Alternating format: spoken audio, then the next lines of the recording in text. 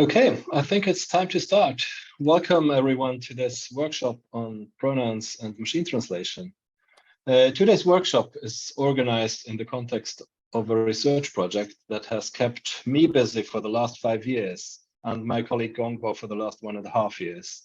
The project will end in a couple of months, and we're organizing this workshop to take stock of the progress that's been made in this area in the last couple of years. We have invited 5 experts from all over the world to present their latest findings to us, and Gongbo and me will also present some of the work that we've done in our project later today. You can find the program on the web, and I will just post the link once again so that everybody's got it. Our first speaker today is Sheila Castillo from the ADAPT Center at Dublin City University. Sheila has degrees in linguistics and education from Unioeste University in Brazil and a joint master in NLP from Wolverhampton and Algarve. She did her PhD at DCU, and she has a distinguished publication record on translation technology, machine translation evaluation and post-editing, and generally the human-related aspects of deploying and using machine translation, which I think is really important for this topic of translating discourse phenomena and pronouns, which we are interested in. She has co-edited a book on translation quality assessment, which I think is probably one of the few efforts to do some proper evaluation of machine translation, I sometimes think. Her talk today is about the DELA project. What do we know about MT evaluation with context? Sheila, please go ahead. Thank you, Christian. I am going to share my screen, and you let me know if you can see my slides. I can see them, thank you. Yeah, okay, cool.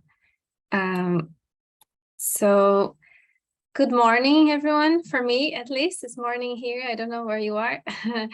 Thanks, Christian, for the invitation. I'm happy to present the results of my project, that what we have so far. Like my project is also about to finish, and I don't have all the results that I wanted to have at this stage, but we do have some interesting findings. So today I am going to talk about some of the most interesting findings that I had in the project regarding trying to add context to machine translation evaluation, which we saw that it's not as easy as we thought it would be. Okay, here you go. So why did we decide to do document level evaluation? It was so you see, when we evaluate sentences in isolation, there are always a few problems that we can come across. So if you look at this table, you can see all the red parts in these examples, they need to be defined in a context so we can translate and evaluate it properly, right? So if I say in sentence 1, I put it in my car, for example, to translate into my language, which is Portuguese, I need to know what each is, because I need to know, for example, the gender to be able to translate it. Speak English, like we don't know if that speak is in order to one person or 2 people, and depending on that, the translation is going to be different. Sentence 4, for example, I am lonely. I have to know if the speaker is feminine or masculine, so I can translate lonely. But I also need to know if the verb to be there, am, is a transitory or an inherent characteristic, because we have 2 different translations for that in Portuguese as well. So there are many problems that we have if we give sentences in isolation to be translated, and then, of course, therefore, to be evaluated.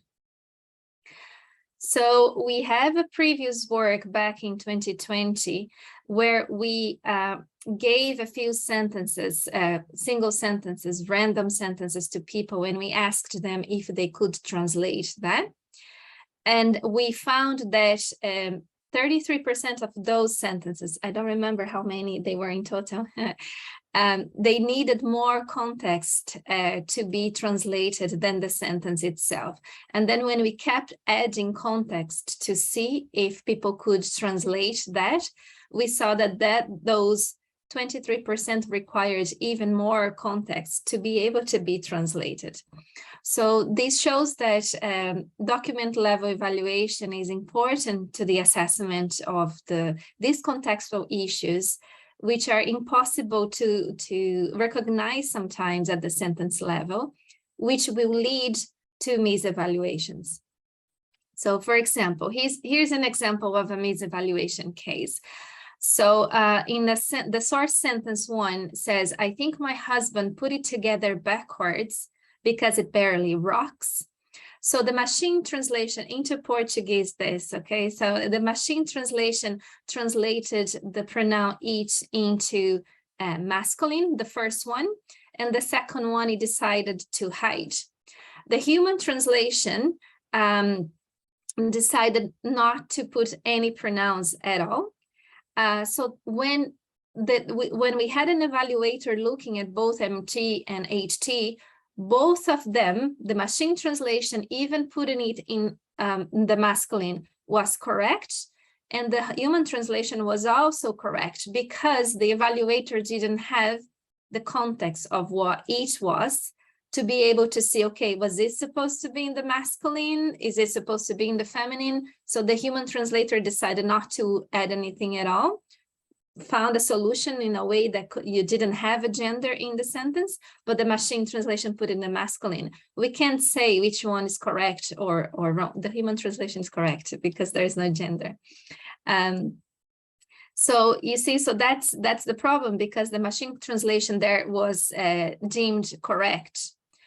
I'm not sure if you can see all the sentences here, but you see like A, B, C, D, every time one sentence, one context sentence is added to the source sentence, but A, B, and C, none of those context sentences solves the problem. So for all A, B, and C examples, both machine translation and the human translations, they were assessed as correct because there is not enough context. So it's only when we have three sentences before context sentences before the source sentence we are trying to translate and evaluate in example D, is that we can define that the pronoun it refers to a chair, and chair in Portuguese is feminine. So that's only when you can see that the machine translation, they are all incorrect for a number of problems, including the gender as well. So you see that sometimes we do context-aware machine translation evaluation, and generally what I've seen now is a little bit more, but generally say like, oh, we added two sentences, previous sentence for context, and sometimes that's just not really enough to find out. So a few studies, previous studies, have tried document level evaluation for MT, but with different methodologies. So I have a few examples here. The DELA project, that is document level evaluation, that's what we tried to look into. So we have a few outputs from the project.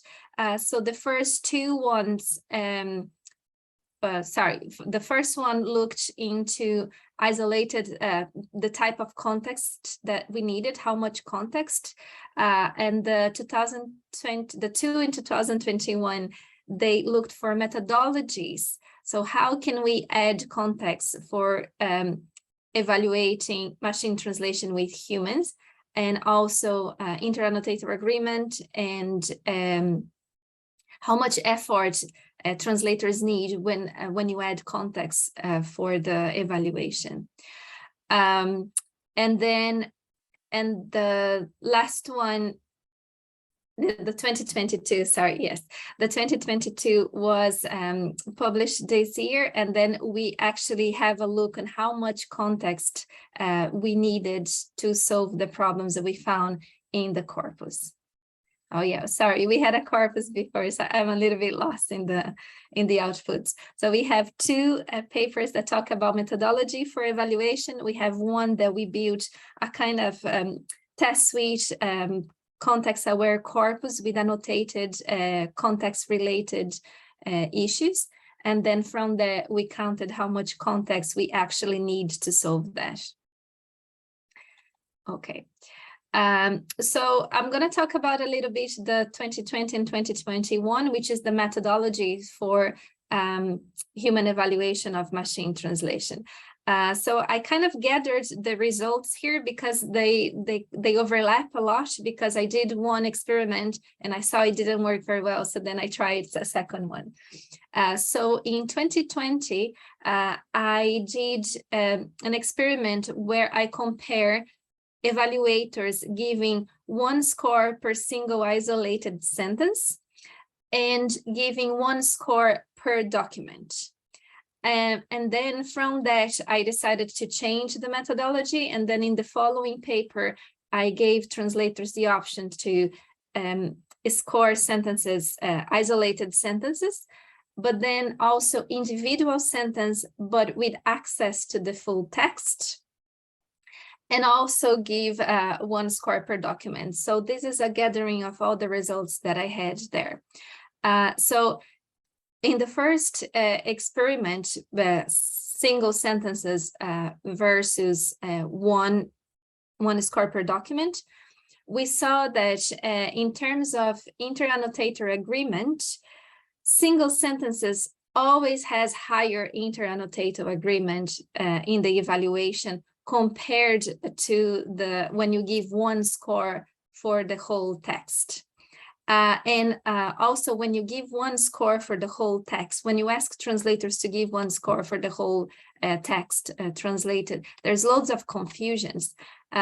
So translators have said that, you know, sometimes a text would have some great individual sentences, but then would have missed some keywords and then mistranslations. So to give 1 single score per document, they have to actually factor that into, you know, which sentence plays a bigger role into the score. So it was very confusing for them to do that. And then they say that, oh, I have to do some calculations to be able to, and then of course the inter-annotator agreement is going to be low because we don't know which sentences are the most important, should be the most important to consider when giving only 1 score. And then when I decided to add the methodology of giving 1 score per 1 score per sentence within the context, we see that the inter-annotator agreement is similar to the single sentence, single random sentence, even though single random sentences still have higher inter-annotator agreement, which was very, you know, I wasn't expecting that. But when you give when you ask translators to evaluate single sentence in context, we avoid cases of misevaluation. So for example, this is an example of a TED talk by Michelle Obama. So you can see that the examples in context needed to solve gender and number issues in sentence 104 and 105, the 2 last ones. The parts in pink, they relate to the gender of the speaker. And then the red parts, they related to the number of you, because you could be singular or plural. And then we have to translate that accordingly in Portuguese. And the orange parts relate to the gender of you, because we need to know if you is feminine and masculine and singular and plural. So you can see that in sentence like, to be able to translate thank you in Portuguese, thank you has gender. So if I am female, I say obrigada. If you're a male, you say obrigado. But to be able to identify that sentence, thank you so much, is a female speaking, it's only in the first one, first clue that it could be a woman is in sentence 91, because it says my husband works in this big office. But then, of course, men can also have husbands, so that's not very 100% clue. So in sentence 36, and they said, that's the same qualities that I looked for in my own husband, Barack Obama. So if you know that Barack Obama is married to Michelle Obama, you know that is a woman. But if you don't know that, it's just in sentence 26 that we can see that that's actually a woman talking, giving this talk. So you see that the context can go much higher, much longer than we expect. So you see here that how the translators evaluated those two sentences. When I gave them the sentence 105, for example, the one in the lower part of the table, when I gave that sentence to them in the random sentence experiment, all of them thought that the sentence was very adequate and it was very fluent and had no errors at all, because there wasn't enough context for them to identify that there was actually, problems with the sentence. Even though a translator said, without the context, I can't know the gender, but it gave it like a very high score. But the same sentence, when you looked in sentence in context, you can see that adequacy, some gave it a 3, some gave it a 4, fluency, some gave it a 4, some gave it a 2. And even the type of errors, they disagree. One said that there was mistranslation, the other said it was a word form, and then translator 5, he or she said that there was no errors, and that was an error because there was an error, because we could see that it should be translated in the feminine. And the same thing with the sentence 104, we love you. We need to know if you is singular, and we need to know if the gender, again, that sentence, when it was given in the random sentence scenario, all of them agreed that it's very adequate, very fluent, no errors. When it was given in sentence in context, we saw that they disagree. They agreed that there was a problem.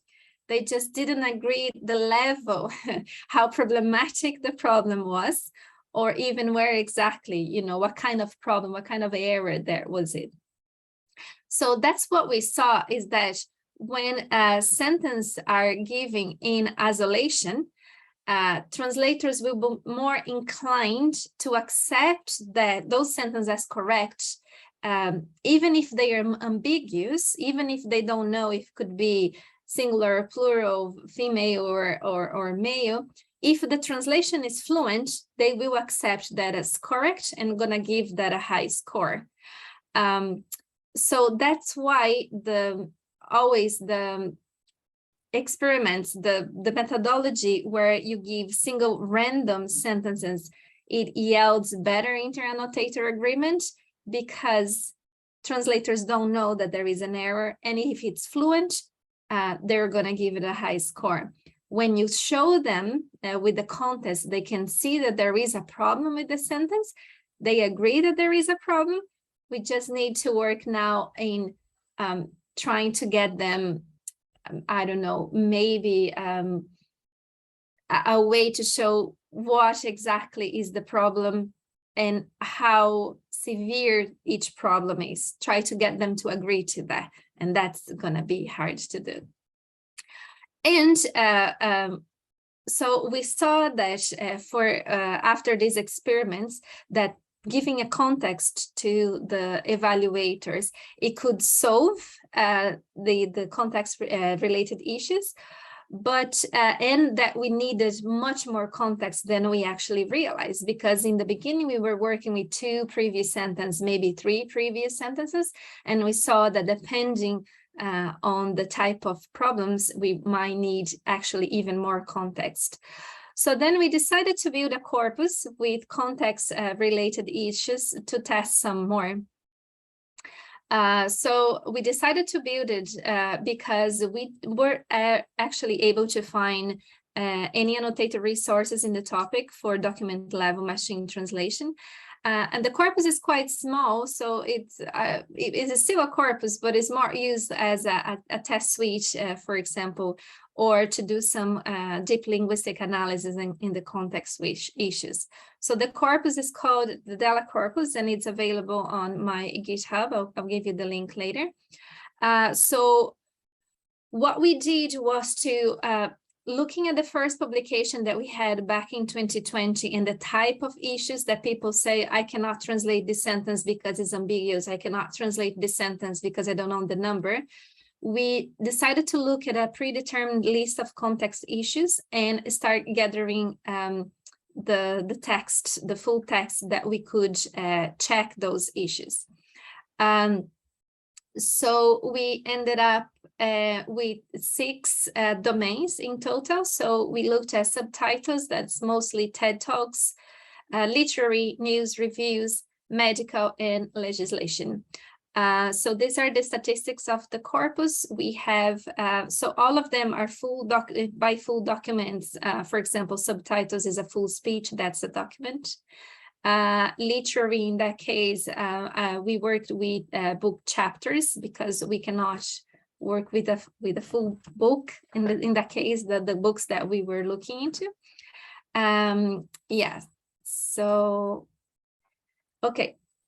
So then we got 3 annotators that tagged issues that occur in the translations from English into Brazilian Portuguese. So when no context is given. So we found 6 type of context related issues. So gender, of course, this was the most, the first one that we thought, number, ellipsis, reference, lexical ambiguity, and terminology.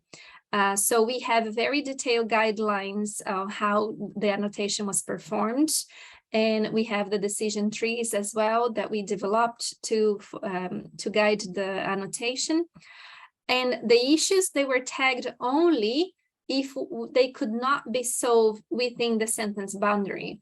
If there was an issue in a sentence that could be solved within the sentence, we didn't annotate that because that wouldn't be a context issue. It is an issue, but isn't at the sentence level. Okay, so this is our decision tree. I don't know how well you can see it. So you can see that the first thing that we ask is if the issue can be solved within the sentence or not. So if yes, we didn't annotate it. If no, so then we divide into anaphora type of issues. So then we have the reference and the ellipsis. We had the morphosyntactic type of issues. So then from that, we have gender and number, and then masculine, feminine, singular, and plural. And then we have the polysemy type of issues that we have lexical ambiguity and terminology.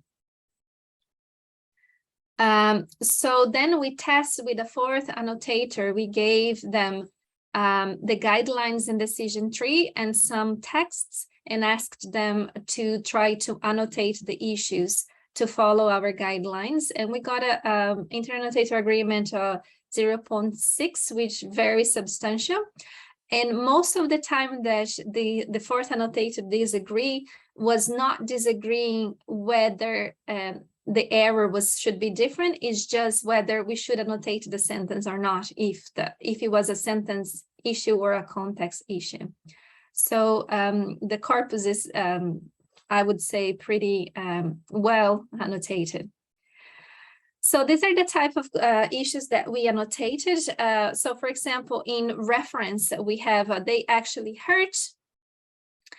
We annotated they as a reference. And of course, sometimes you have issues that overlap. In this case, they was also annotated for gender, because in this case, they refers to choices which are feminine. Ellipsis is when the sentence is not finished or you use an auxiliary verb. For example, yes, I do. In Portuguese, we don't have an auxiliary verb, but we have actually to repeat the verb. And in that case is think. So then, you know, because do can also mean make. So that's also an ambiguity. And then gender, which is the more straightforward. Number as well is very straightforward, is either singular or plural. Lexical ambiguity is kind difficult as well, because, you know, some people might believe that you need the whole context. Some people believe that you need extra context and so on. But we annotated that, and it's very interesting, lexical ambiguity. And terminology, it was a little bit hard because it was, we had to define what's the difference between lexical ambiguity and terminology. So terminology is, we annotated when it's inside in a specific generalized lexicon. And lexical ambiguity is when it was more a general type of ambiguity.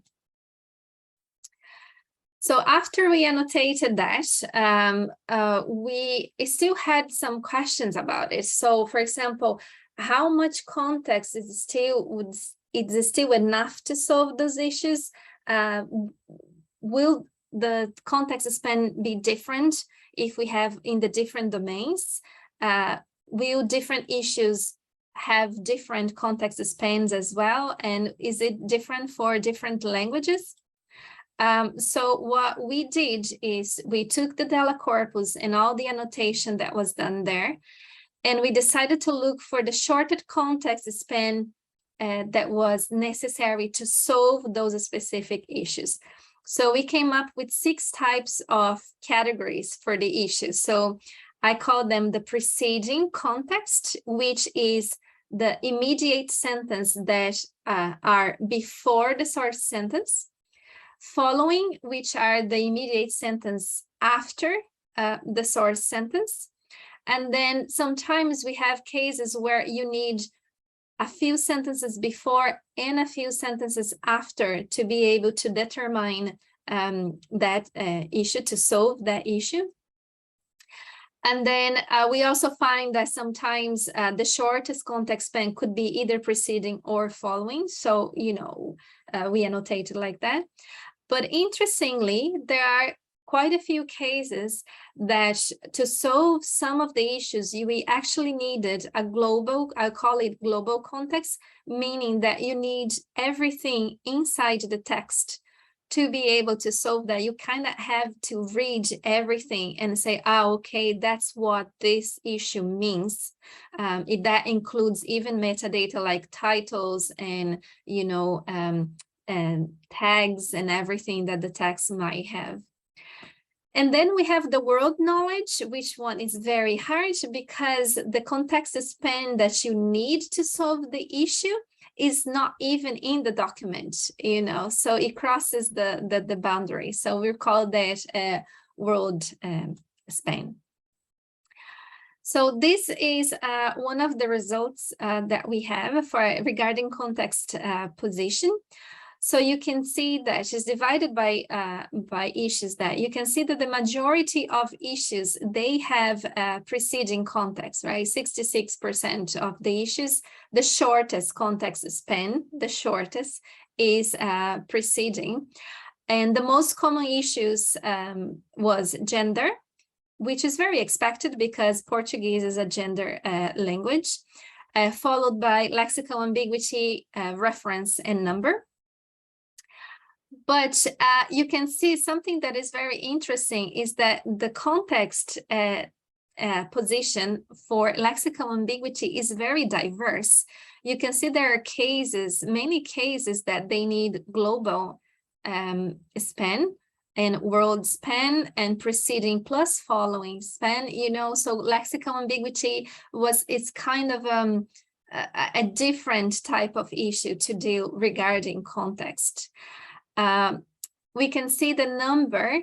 Number is also very interesting, mostly preceding, and we think that it has to do with the domain that we found the most cases of number, which was in the subtitles, because there's loads of instances of the word you there, because the speaker is talking to an audience, so they say you, and every time that you means you, the audience, that had to be translated in the plural. So the number for the number issue, the number grammatical number in subtitles is very telling. Okay, so how many sentences are needed in average for the to solve those issues? So we can see that the average preceding context span tends to be longer than the average following span for all the issues. And you see that gender and lexical ambiguity, they have the longest context span, followed by grammatical number. I have a few more here. Yeah, so you can see here is the summary per issue types. You can see that gender is the most annotated with 36% and an average length of 9 sentences. Yeah. Okay. In lexical ambiguity is the second most tagged in the whole corpus and is very common in the literary domain, which makes sense because, you know, in the literary you're more creative, so it's more likely that you're going to find that kind of language. And lexical ambiguity has a very diverse position of context. And in the subtitles, which is my favorite, you can see in the summary per domain, if you look at the subtitles, you can see that the average length for number is very, very high.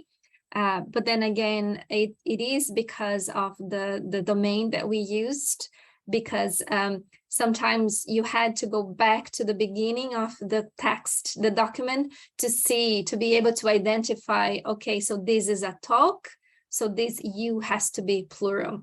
So that kind of inflated the numbers as well. Okay, so looking ahead now, what are we doing with all this information? So we're trying now to see if the state-of-the-art metrics that we have for machine translation, if they're able to capture the quality level of the document level systems realistically. So we have been testing that, and I have to say that it's quite hard. So we're thinking, are these metrics, should they be modified, both automatic metrics and human evaluation metrics as well? Should they be modified? Because we saw that like adequacy and fluency, they're good metrics for human evaluation, but translators do not agree, even if you give them the context and ask them to translate to evaluate sentence by sentence, taking into account the context, they do not agree much. So what is that something that we need more training with them, or is that something else that we're forgetting to capture? Are we asking the wrong questions? Are we asking, maybe we shouldn't be asking if the sentence is fluent, maybe we should be asking something else. So that's what we're trying to figure now. And by the time we figure what kind of human metrics we need to modify, or a new one that we need, could that inform the automatic metrics as well? Because we have seen the automatic metrics, especially for document level systems, they are not very telling much. And then we also wanted to implement a tool for document level evaluation. I know that the WMT uses the a type of appraise, but it's because it's just for direct assessments. I don't think that it's very fine-grained. We would like to have something that researchers could use to do a fine-grained document level evaluation with the metrics and with the methodologies that they want to test. And then, of course, we want to see if this information can be applied for other types of evaluation of NLP tests, for example. So that's all from me today. Thank you very much, and I look forward to your questions. I have to unmute myself first. Thank you very much, Sheila, for your great talk. Do we have any questions from the audience?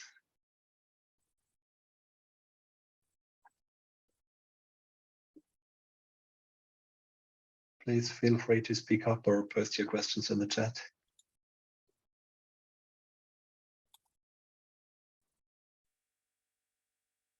So one thing that I wondered about was when you talked about deriving the gender of the speaker from linguistic context. What immediately occurred to me then is, should we really derive this from linguistic context, or isn't this rather something we should get from metadata? Because I mean, obviously, if you use linguistic context for that, you may need an enormous amount of linguistic context, and it may not even be obvious. But on the other hand, if you're looking at something like a TED lecture, then the gender of the speaker would generally be known, wouldn't it? Yeah, sometimes the metadata is not there. That's what I see. But also there are times that you can't tell the gender by the name. I No, think that's true. You know, like you see a name that you're not very familiar with, and you don't know if it's female or male. And now, of course, people can choose their pronouns. So things are getting a little bit harder to do. But yeah, if it's, I think if you have the metadata there and it's easy to identify by the name of the person, yeah, of course, go straight to it. But if not, then you have to look into the text to see, check for clues. It's like, you know, it's an investigation. Yeah, but isn't actually, I mean, a pronoun that somebody chooses to use, isn't that like prototypical metadata even? Yeah, well, I don't know how TED is gonna do that. Where like, will they show there, like? Okay. So another thing I've been wondering about is that obviously, as you add context to the evaluation, that also means simply giving the evaluators more to read. And I wonder if you can say a bit more about that. How does document level evaluation scale with the additional context? To what extent does it become more difficult or more just simply more work? All right. Yeah, I didn't put it, like we have results in the previous papers about effort. I didn't put, because there's so many tables. I say I don't think the guys want to see those many tables, but we did have the more things that they read, the more effort they think that there are, right? So, for example, when they gave 1 score per document, it was the most effort that they had to. They say that they had to actually have, because there's loads of mental mathematics that they have to do in their heads. But even so, it was harder for them. It was more effort for them to do it. They were happier. The evaluators were always happier if they have more context. So when we did random sentences versus sentence in context, they thought the sentence in context is more effort as well, but they preferred, like, the difference between the two is very high. They prefer so much more to do that because they're so certain of their evaluation than with the random sentence, because the random sentence, like I say, they say if it's fluent, I don't know if it's female or male, I'm just gonna give it like, and then they go faster. So the effort is less. But then you have misevaluation cases, and that's why sometimes you can think that the machine translation is great, but then when you look the whole thing and you go like, oh no, it's not. So the effort, yes, it's more effort for sure. But I also wonder if it's more effort because of the questions I was asking. I was asking them to look for fluency, adequacy, and tag errors. Would that be another metric that could, you know, inform the quality without asking so much from them? Like, would a comprehensibility question do, a readability question do? I don't know. So that's the things that we need to test. People need to test this. And when you say they preferred it, then you literally just ask them, what is your preference? Yes. And they said they I asked how confident as well they were in their evaluation. And in the single sentences, they're not confident much. And sentence in context, there's like, I'm very confident and I prefer, and then I ask, would you have preferred to see single sentence? And they like, no. And in the single sentence, say, would you have preferred to see the context? And they're like, yes. So okay, that's nice. That's very nice. I mean, one thing that I've sometimes been a bit uncertain about, like even when you look at sentence level machine translation evaluation with very long sentences, I've sometimes got the impression that what people really evaluate is very much determined by some saliency and recency effects. So if the error is at the beginning of the very long sentence, they're much more likely to spot it than if it's at the end and stuff like that. And how does that scale to document level? Because then obviously, I mean, there's even more places where it could be. Or do you think that they actually get more careful since it's now so much? Or I don't know. I didn't ask those questions yet, but like it's a very interesting. I didn't have the time to. I know yeah, like you say, it would be interesting to see if the error is in the beginning of the sentence, and but then depends on the methodology, right? If it's 1 score per document for the whole document, I don't think that matters much. But if you ask them 1 score per sentence in context, I think, I don't know. If you like, I would say that if the error is in the beginning of the sentence, I would be pissed already, and I go like, no. yeah, exactly. You know, but then if this sentence and then it's followed up by a very bad sentence, you know, and then I go, well, actually the other one wasn't so bad, you know, so like it's hard to define. That's why the inter-annotator agreement is not so good. They agree that there is a problem, but the level of, you know, how critical, you know, and then there are people now using major, minor, critical that we have had in the field like for 20 years. They're bringing it back. But it's so hard to define, you know. So yeah, so like I say, I still have many questions. The project didn't answer half of the questions I was expecting. So have you got the new project coming already? Not really, but we want to start doing with everything in the project that didn't answer. We want to I want to get PhD students and postdoc to come to work for me soon enough, with me soon enough, and to see if we can get that, keep that going, you know, because we really need in the field. Yeah. Do we have any more questions from the audience?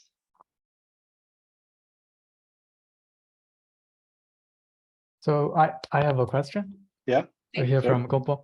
So it's kind of a very interesting talk, and I'm sure I will use the DELA for evaluation in the future for English to Portuguese.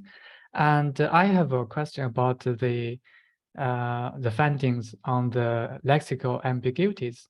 So you mentioned that you also kind of surprised that there are a lot of problems, and and for the context, especially for the global context, there are a lot of needed. I'm wondering that is this kind of caused by the genres, or is kind of just universal? So from all the domains that we had, lexical ambiguity behaved the same way, kind of. We did have more lexical ambiguity in the literary domain, so it's easier to look for patterns there, but lexical ambiguity happened in the other domains as well, and it behaved the same way. So sometimes you would be able to find very quickly, and sometimes you would read the whole text and you go like, okay, I know that that's a lexical ambiguity because I'm human, I know what's going on around the text. So yeah, so it's very interesting. But sometimes even, you know, I don't know if there was any case of lexical ambiguity that we kind of we probably missed one or two. But yeah, lexical ambiguity was very, very different. But it makes sense, you know, because it is ambiguity. Like, how do you solve that if it's not within the text? What information you need if it's not within the text? You know, how many years must you have lived speaking that language to be able to solve that problem? So I don't know. Like I say, I have many questions still. Thanks. Okay, thank you very much for your great talk.